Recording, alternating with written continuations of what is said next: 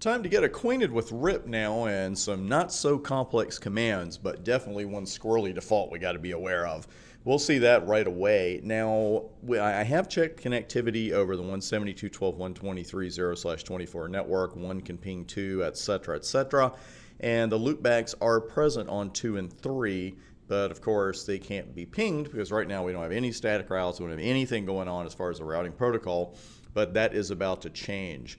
I want to show you one thing before we start our config here on router 1, and that's that I ran a command called show IP protocols. I believe we've seen that before, but what I really wanted to point out to you is that every once in a while you're going to run a show command and it's going to skip a line, as you can see here, and then just go right back to the cursor. And I just want to let you know that doesn't mean that something is wrong on the router, but it does mean that there's nothing to show you. And this is common with 99% of the show commands that you run. You're not even going to see little headers or a table or anything that's empty. You're just not going to see anything. So don't let that freak you out. It just means that right now we don't have any protocols running. We are about to change that, and I'm going to start with conft here and router rip. And unlike other routing protocols that you'll study later, there's nothing else outside of the router rip command when you want to start your rip config. You don't have any numbers or any values, anything like that. As you can see with iOS help here, we literally don't have anything else we can do here except hit enter. So we've dropped down, and I'm going to use the network command first to enable RIP on any interfaces on the 172.12.123.0/24 network. And we're going to do that just like this. You just put the network number here. Now with RIP, you can put the major network number if you wanted to, because this is probably going to show up a little bit differently in the config. We'll take a look here in just a moment. And I don't want that to freak you out either. I want you to see it here. And what you'll see also is that we have no options with this network command, and in later protocols that you study, EIGRP and OSPF in particular, you are definitely going to have some options there. So as you can see, RIP's pretty darn simple to run. And let's do a quick show run. And let's take a look at our RIP config to date. And you can see that you've got 172.12.0.0 here, even though I entered 172.12.123.0. That's always going to go back to the major network number. And since this is a Class B network, that major network number would be 172.12.0.0. So don't let that mess you up either. So we've got that rocking and rolling. And now let's run show IP protocols at this point. Now we haven't gone to the other two routers yet, but we do have something running here. And this is a great command to run over and over and over in lab environments. If you have one in a production network, it gives you a wealth of information. And going from top to bottom, though, you can see on that third line, third line after this line, routing protocol is RIP. We've got some filter list information here first, and we don't have any filter set, so it's telling us not set. But here's one reason we really don't like RIP. You know, it's sending that full update table every 30 seconds. There's just not something we really need. And we've got our next due in 13 seconds, of course, when I ran this command. Don't concern yourself with these other timers. We've got redistributing RIP. It's going to say that even though we haven't configured any route redistribution. It's always going to name the protocol right there. And default version control. Here's that oddity, that squirrely default I want to tell you about. You know, we've got two versions of RIP. We know that. We know the similarities. We know the differences. And you would think that when you run RIP, you know, it would either be running all version 1 as far as sending and receiving, all version 2 as far as sending or receiving, or sending and receiving both. But as you can see, that's not the case. By default, a RIP-enabled interface will accept either version and update in either version 1 or version 2 format, but it's only going to send version 1 updates.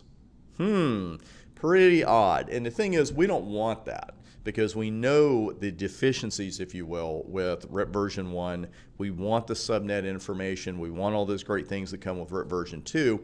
So what we want to do is hard code the router so it will send version 2 and accept version 2, and then that's it.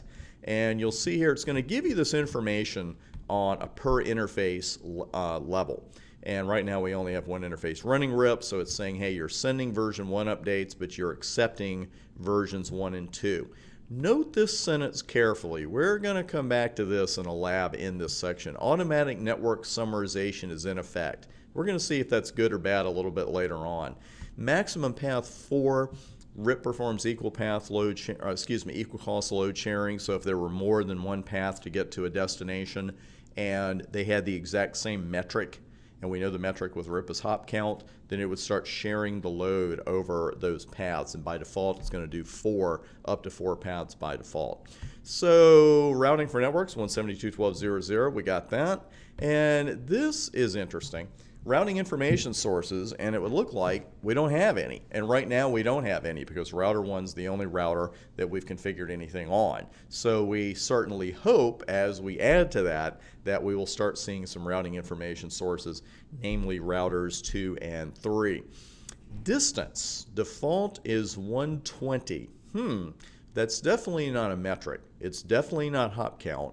So what is that? We're coming back to that in a later lab in this section as well. So a lot of previews here, but I really want you to get familiar with this command. And as you progress in your studies, you start using OSPF, you start using EIGRP, always come back to this command because it just gives you a tremendous amount of information.